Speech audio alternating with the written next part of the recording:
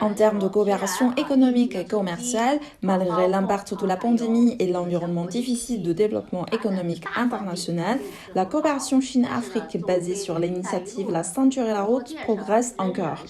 Les deux parties ont fait de nouveaux progrès dans le commerce, l'investissement, etc. Selon les données du ministère chinois du Commerce, la Chine reste le premier partenaire commercial de l'Afrique pendant 13 années consécutives.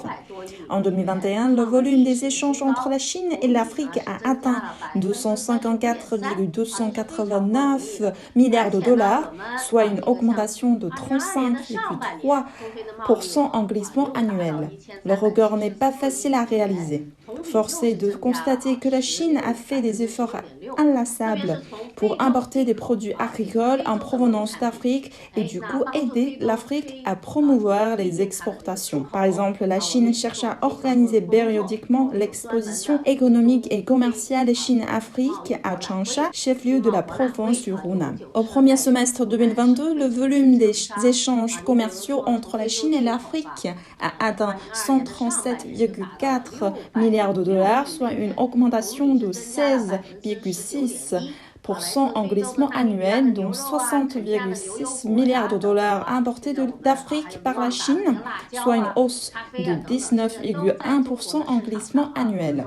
Actuellement, sur le marché chinois, nous pouvons voir du bœuf africain en provenance de Namibie, des avocats du Kenya, des piments et du café du Rwanda, ce qui constitue également une source de vitalité pour la reprise de l'économie africaine.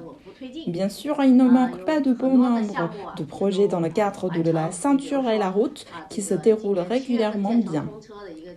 Beaucoup d'entre eux sont en cours d'achèvement. Par exemple, la ligne de chemin de fer qui relie Al-Salam, la nouvelle capitale administrative, et Tens of Ramadan City, située en périphérie de la ville du Caire, a été achevée et ouverte à la circulation en juillet 2022.